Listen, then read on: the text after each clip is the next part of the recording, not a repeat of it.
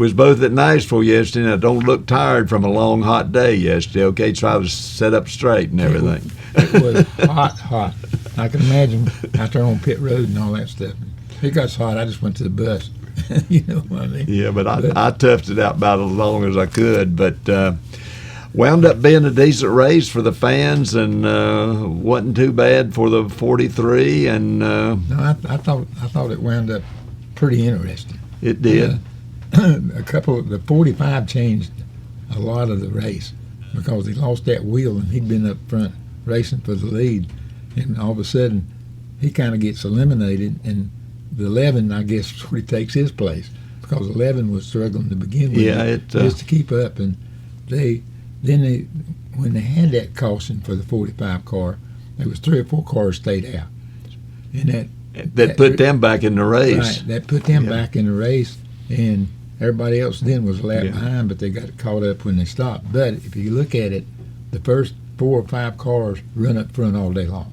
Yeah. Or if they got back, they'd get back up there. So the best ones really wound up doing what they were supposed to do. Well, the last 4 or 5 races we've talked about, Richard, and we're repeating ourselves, but the best car won the race. Yeah, but the deal, and that don't always happen. The deal Sunday, the best car won the race, but he didn't run off and leave anybody. He had to race hard for it. Last 2 or 3 races, the best car was so much better than everybody else. Yeah. He was just good enough to be able to beat everybody else. I thought right there at the end it was going to be a lot closer, but he caught a bunch of traffic, and he cut through them just a little bit better, I thought, than a 19 could. So he drove his butt off. Ain't no question about it. He got behind on a couple of pit stops or some kind of deal there, and was able to work his way back.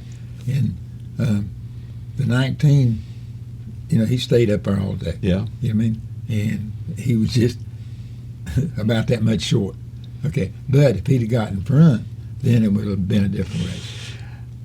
I don't know, but when the one, it was the 11, the 19, and then the one kind of come from nowhere on one of them runs, and he got to the 11, and he didn't even hesitate when he went by him, But there was a lot of racing, maybe not for position, but there was a lot of racing back in the pack. Back in the pack all the way through. Because I know the 43 qualified terrible, and he had to work his panty off just to pass cars and stuff.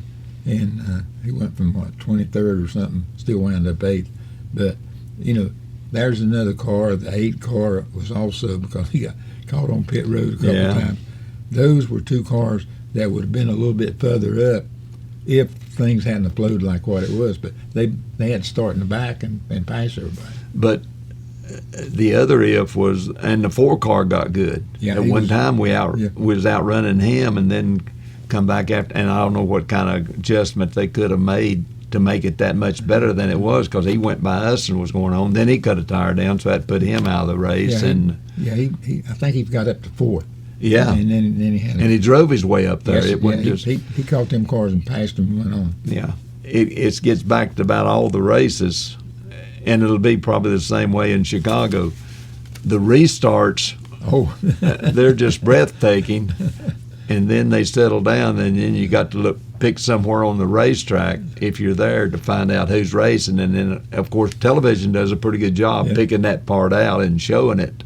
But there was a couple of restarts yesterday. They was running 3 abreast for the lead. At one time they had one of those restarts, and the 19 and 11 run side by side, and then the 23 and somebody else was running side by side for 4, and they run 7, 8, 10 laps side by side. And all them Toyotas and team cars. I don't know what the owner. I don't know what the owners could have been thinking, but and the manufacturers too. But it was a sellout crowd, but it wasn't one of the bigger stadiums, Richard. Bigger seating capacity that we normally have. But what we was worried about was the race was in the dark. When it was over with, and they didn't have a lot of lighting in the parking lot. Cars. I don't know if you'd ever found your car. But anyhow, by morning they probably got them all out of there. I'm so glad that people feel sorry for me and you for being old and look out for us. The younger people with the phone tell us where to go. But we'll both be at home this weekend watching from our couches and see how interesting Chicago is.